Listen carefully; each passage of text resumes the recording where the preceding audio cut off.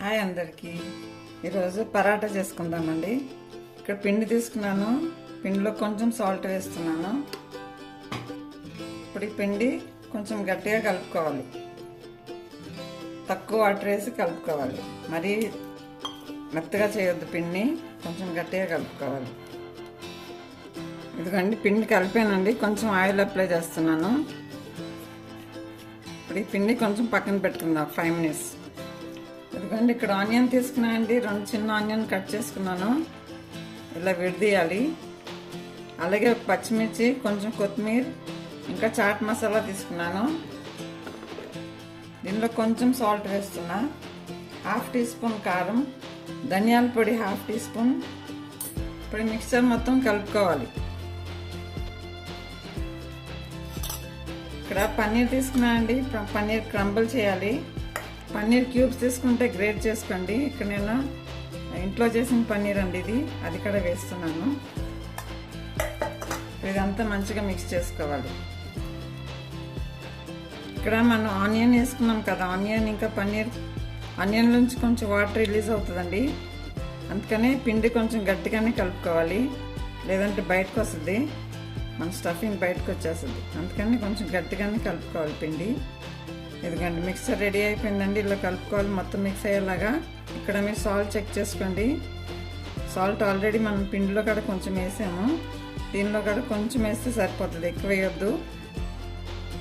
ఎందుకంటే ఒక పోర్షన్ తీసుకున్నాయండి పిండిది.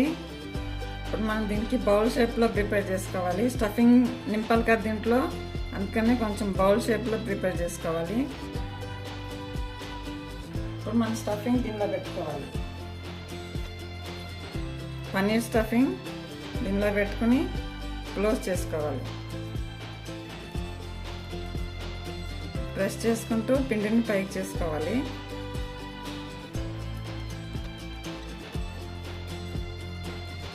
అంతే, ఇప్పుడు ఇది క్లోజ్ చేసుకోవాలి.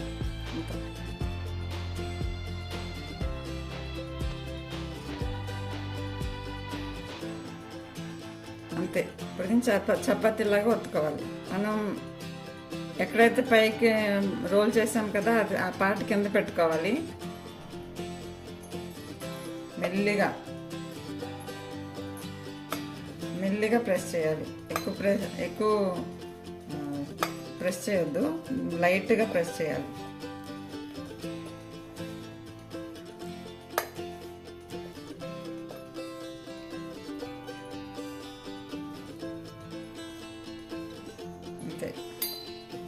కొంచెం బయటకు వస్తుందండి, మరీ రాకుండా ఉండదు.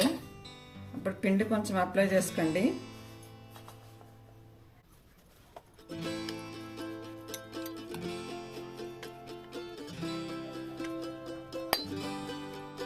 అంతే, కొంచెం లావుగానే ఉండాలండి, మరీ పలుచగా చేయొద్దు. పలుచగా చేస్తే స్టఫింగ్ బయటకు వచ్చేస్తుంది. ఎందుకంటే ఇక్కడ ప్యాన్ తీసుకున్నాండి, ప్యాన్ వేడైంది. ఇప్పుడు మనం చేసుకున్న పరోటా దీని మీద వేసుకోవాలి. ఇప్పుడు ఏం కలపొద్దండి, కొంచెం ఫ్రై అయినాక వేరే సైడ్ ఫ్లిప్ చేసుకోవాలి.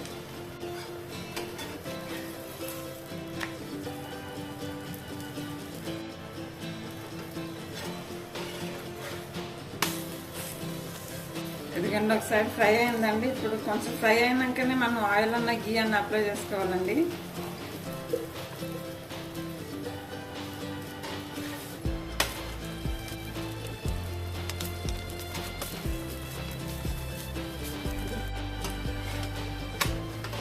ఇదిగోండి మన పరాటా రెడీ అయిపోయింది. చాలా సూపర్గా ఉంటుందండి, చాలా చట్పటగా ఉంటుంది. ఇదిగోండి పరాటాస్ రెడీ అయిందండి. ఇదిగోండి చాలా సాఫ్ట్గా పన్నీర్ స్టఫ్ పరాటా.